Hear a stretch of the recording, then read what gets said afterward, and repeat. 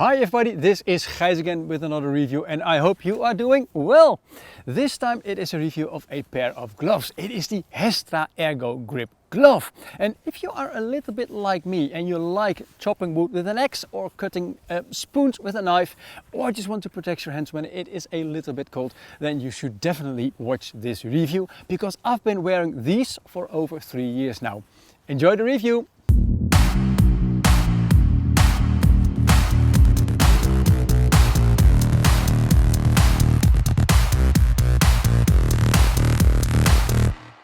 And welcome back to the review of the Hestra Ergo Grip glove. Now, if you are a returning visitor, then welcome back to my channel. I'm so happy to have you here, although I cannot see you, which is a bit stupid. But because of you guys who are regularly watching my videos and following me, subscribing me and liking my videos and commenting, that's what the main reason is why I'm doing this. If this is the first time that you watch this video, one of my videos, then welcome to my channel. And I want you to know that I am a 100% independent reviewer, so manufacturers are not paying me for my reviews. And that's something that you really should know, because there are so many different guys out there who do it totally different. And if you like what I do, at the end of the video of course, then please subscribe to my channel, like the video and also leave a comment below. I always respond because with your support I can make more videos. Now let's continue with the Hestra Ergo Grip glove. The glove, I bought it I think about 3 to 5 years ago in Sweden. I couldn't find the receipt anymore, but since that moment I'm really in love with this glove. Yes, that says something about this whole review already. Why did I buy it? Well, basically because in 2015, I think it was, I was at the Scandinavian Outdoor Academy, which is organized by the Scandinavian Outdoor Group. And it's a way of training basically people who are in the outdoor selling business, who work in shops, to get more acquainted to stuff that they sell. And Scandinavia is a really good testing ground and a really good place to learn stuff. One of the guides was not wearing them, but they were on his belt, just dangling around it. And I had a quick look at them. And then during that couple of days of training, I noticed that he was taking the gloves for almost everything that he had to do with his bare hands. Now, you should know that I am a journalist by heart. I'm trained as that one. So I use my fingers for typing a lot. And if I have a scratch or if I might miss a finger in the end, basically I'm jobless. At the moment, this is also a Corona video. I don't have that much of work, of course, but yeah, maybe when things pass by again, I will have some work in that respect again. But I'm very, very fond of both of my hands and my fingers, and I can't do without them. So I watched this guy, and then I think it was a year, 2 years later, I was in Scandinavia on holiday with my family, and I passed a couple of shops, and these were in the shops. They're everywhere for sale, but I didn't buy them because they are pretty expensive, and I have another pair of working gloves. But then at a certain point, they also didn't have the right size, to be honest. Then at a certain point I came up way in the northern part of Sweden, almost hitting the border with Finland. There was one shop that had only one pair. It was 90 euros if you count it into euros, which was probably about 900 kroner, I think. And it was my size. So I took them, I bought them, and I've been carrying them with me forever since. And I never made this review until last week. I thought, I'm using these so many times. It's a good product. Why am I not doing a review on this Ergo Grip glove? Well, that is what I'm doing now.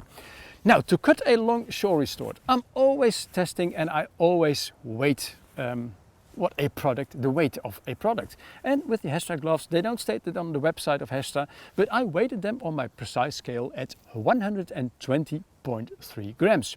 And in case you don't put them next to your belt and you're interested, if you roll them into a sort of a toilet roll tube, it has a pack size of 6 centimeters in diameter and it's about 12 centimeters long. So that's not really a point, to be honest, because I've got them always on my belt and sometimes in the top of my backpack. Now, that was a little bit of the history and the background on these gloves. Now let's continue with the materials. The gloves, they are made out of a combination, and I will have to show you this. The inside and a part on the outside, it is made out of goat leather. And goat leather, if you're not familiar to leather kinds, then there's a big difference between cow leather and goat leather and sheepskin. But goat leather, it has got this really nice fine graining in it, and that's how you basically recognize goat skin. And goat skin is a bit like the animals themselves. It is a very tough material, and when it's basically manufactured, it is also a material that is really, well, subtle. Is that the right word? It's really comfortable to the skin if it's well done. The goat skin on the inside, it's about 80% of the whole glove, and the rest is a soft shell material. And in this case, it is a Gore-Tex windstopper material. And you can see it by the nice little red logo on there. More on this later because something has changed there. And this soft shell material, it is, like it says, windstopper, so it blocks the wind. It is also a little bit stretchy. It is soft. It's not waterproof, but the whole glove, the goat leather, has been treated with a material, with a wax, so it is a sort of water resistant. It doesn't absorb a lot of water. The outside, the soft shell material, there is a durable water repellent coating on top of it, and water repellent coating is like what it says. When you got a drop of water or a little bit of rain, it will basically drip off the material itself. But again, it's not 100% waterproof.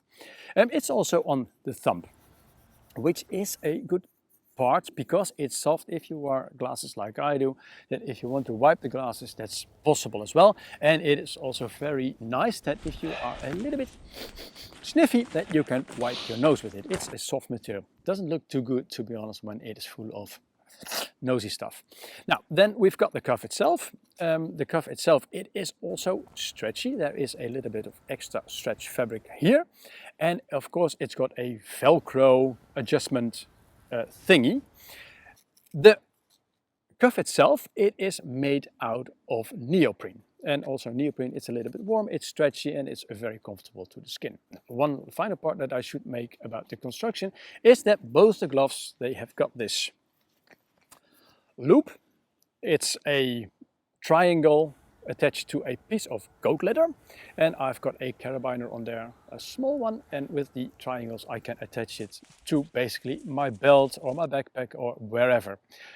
The little loops, they are also there because for some gloves it's very convenient that you have, well, basically what a lot of kids have. They've got these, in the wintertime, they've got these little elastic bands around their wrists with a little rope that is attached to the glove, basically, so that when you take them off, they will just dangle next to the jacket and you won't lose them. It's like, I don't know how you guys did this, but my parents always had a rope going from one glove to the other, but passing through my whole jacket behind my neck into this way. Now, that's how they do it, and that's what this triangle is there for as well. But for me, like the guide in Scandinavia, it is just to dangle it from my belt, and it really, really works very, very nicely. Now, that's all that I wanted to tell about the materials itself. And now there's something I should say also about the construction, because in my previous life, about, I don't know, 20 years ago, I used to work for a motorcycle magazine here in the Netherlands. And at that motorcycle magazine, I did not only review motorbikes, but I also reviewed gear. And one of the stuff that we always reviewed was, of course, motorcycle gloves. And one of the things that is really important in motorcycle gloves is, of course, that they are sturdy. Because if you have a crash, what you do is like this, and you touch the tarmac. So it should be very, very abrasion resistant. But one other thing that is very, very important is that the gloves, like this one, they are pre-shaped. So the shape of your hand, basically, if you rest your hand, it's almost always in this position. It's curved. Now, if you've got gloves that are really curved, then your fingers don't have to do any effort to get the gloves into this natural position, which is absolutely how gloves should be made. Well, cheaper gloves, they are mainly made like two flat layers on top of each other. You got a glove like this, and then you have to do quite a lot of efforts basically to get the shape of the glove in there. And also, when you do this, because the material on the top is the same as on the inside, there is a material over residue in the inside. Is that how to say it? I'm not really sure about the correct English word in this case. But when you hold something, you got all these wrinkles, and that is just not comfortable. It's not comfortable on a motorbike, but as you can see, I use my Nordic Pocket Saw quite a lot with the gloves, my axe, and of course my Mora knife. And whenever you're holding this kind of stuff or something round, you don't want extra material in the inside. So this one, the gloves, they are very, very strongly pre-shaped, which is, I think, absolutely how they should be made. And it is getting a little bit chilly, to be honest, so I'm going to wear them now. What I also do like is that the way how the leather is manufactured and how it's connected to the soft shell and to the material way. If you look at the stitches, and I'll put a close-up now, the stitches are done absolutely superb, and the layers of leather, especially on the inside of the fingers, they are made in a way that the layers on top of each other together, they are not really feelable, they're not thick. And also the stitching, it's a zigzag stitch on the fingers. You don't feel it whatsoever. So in that respect, it is a very comfortable glove. And also if you look at all the other seams onto the neoprene and onto the soft shell material, it's very well done. It's absolutely superbly made. Okay, next to being a really nerdy guy on materials and on how the glove is constructed, that's one thing that I should really point out, and that is this nice little red, it's a bit fainted red by now, but I really love this color, piece of goat's leather on top of my index finger, or basically on the side of my index finger. There is a reason for that part being there, and that's what I like about manufacturers who really think about a product. The thing is, this is originally designed for people who do ski touring and snowshoeing, because when you've got your snowshoes or your skis, then you've got those bindings and you need to get them loose from the back of your shoe, and this part is actually to reinforce basically the index finger for this purpose. Now, I've noticed as well that, because it's on both, of course, when you use trekking poles that have a little bit of a curvy top on top of them, like a mushroom shape on top, this also helps on preventing the index finger from getting damaged. But it's also, when you take a knife or when you take a piece of wood, it is really a nice piece of protection of the whole glove itself. It's really purposeful. And I also like the detail that there is this little notch in there, so that when you bend your finger, you don't have this extra material that's going to be inside the glove or bothering you. So that is what I like a lot about the construction and about the materials. One thing that I did not mention is that on the inside, the material, it is a polyester, and it is a brushed polyester, so it feels really nice and soft to the skin. So when you put them on, you don't get any resistance whatsoever. So I think that is really a cool feature of this glove. Now let me talk a little bit about sizing. When I mentioned that the gloves that were in the shop up north to the Finnish border were my size, it's actually not true, because I have small hands and normally I have a size 8. And it's pretty funny, but this is a size 9 and it absolutely fits perfectly.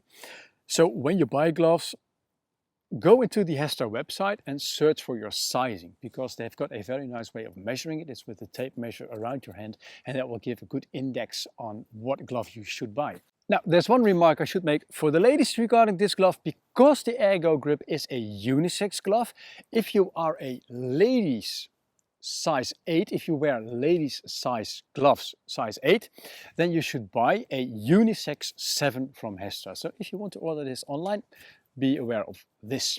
Now let's continue about the durability of the Hestra Ergo Grip glove. Well, I've been using them now for more than 3 years, very, very intense, and I think they're absolutely the business. I've been using them with chopping wood, cutting down trees, carving spoons and cups. I've been using it with my Nordic Pocket Saw. I've been using it with the grill, because it's metal, it doesn't have sharp edges, but it's more comfortable if you're in sort of a haste and when it's a little bit colder, to do stuff with gloves, just to protect your hands. And reminding, now I mentioned the cold as well, I've noticed also that they are pretty good winter gloves. when the temperatures get about -5 degrees and you're doing a active activity like snowshoeing where you need poles, like chopping wood, like hiking with a backpack, I think these gloves are really, well, pretty good isolating gloves as well. They're not winter gloves, they're not designed in that way to keep basically the real cold out of your hands. But when you're active, I think to -5 degrees, these gloves, and with a lot of wind, they are absolutely fine. Now, talking sustainability and durability, one of the things that also gloves like shoes need is maintenance, and especially the leather. And now they look pretty sort of dryish, so they need some maintenance. What I've been using for the last couple of years is basically, and I'll have to grab it, is the Lundhags leather grease. It's a grease that I really love. I use them for my Lundhags boots, of course, and it's such a shame that we don't do smell television yet or smell YouTube videos yet, because this smells like really tarry, and I love this smell. I love it when I put it on my boots, but also with a little cloth. I put it on the Hestra gloves as well. What you should be aware of course, I've also tried, this is the Granger's G-Wax that works as well.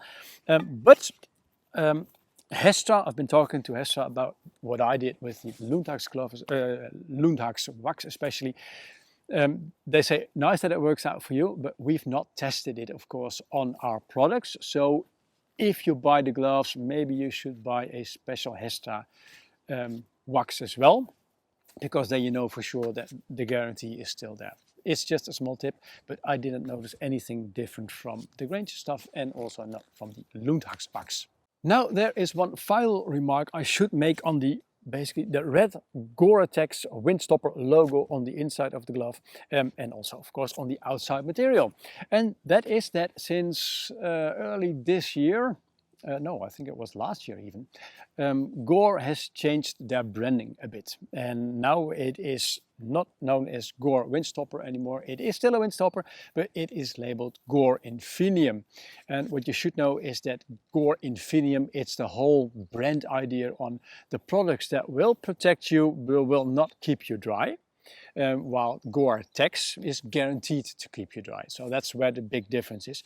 So you will find on the new gloves a new logo that says it's Gore Infinium, but the gloves, they will still be the same. So if you plan buying them, just to let you know this. And now it's time to head on to my verdict. How do I rate the Hestra Ergo Grip Glove? Well, if you've listened very carefully to my story, you might understand that after 3 or 4 years of use, I cannot find really a bad thing to say about these gloves that have been so loyal to me.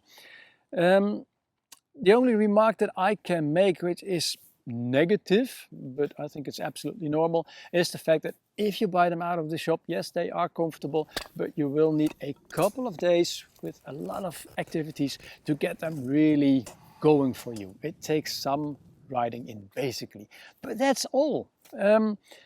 I like the materials, I like the comfort, I like the amount of protection they give to my hands, and above all, and maybe that's the best thing, I like the durability of them. They are absolutely built to last a very long time, and that you can maintain them with wax, I think that only makes it better. Then the price, they retail in Europe for 100 euros, which is 89 pounds and is $110, which I think that if you are wearing gloves a lot on activities and they protect your hands so well like these do, I think they are worth every penny. And therefore I rate the Hestra Ergo Grip Glove at 9.5 points out of 10 total. I hope you liked this review and that it was useful to you, and if it was, please give it a like and leave a comment below. And also, if you've got any questions, remarks, suggestions, use the comment section. That's what it's for, and I'm more than happy to answer everything that you can throw at me. Now, if you've seen this video and you liked it, then also please subscribe to my YouTube channel, because that helps me making more videos in the future. And I'm planning to do 1 or 2 every week. But with more followers, this only gets easier. Now, if you're not totally convinced yet, then please continue watching on my channel, because there's so much more reviews to see if you are a outdoor type. I made a review on the Hultafors X. I did a review on the Nordic Pocket Saw, a really nice, cool tool. I did a review on the Kemperglück, which is a German word, foldable steel camping grill. And I did a review, of course, on the Helinox chair and on the 10TP Olivin 2 CP. And I'll make a special playlist of all these videos so you can have a look at them and just watch them all in one go. If you continue watching, enjoy the reviews, and if you're done for the moment, then enjoy the outdoors and stay safe. Ciao, ciao! Bam! Just in time, because now, I don't know if you can hear this, but there is a guy with a blower to get all the leaves off this campsite. I don't get it.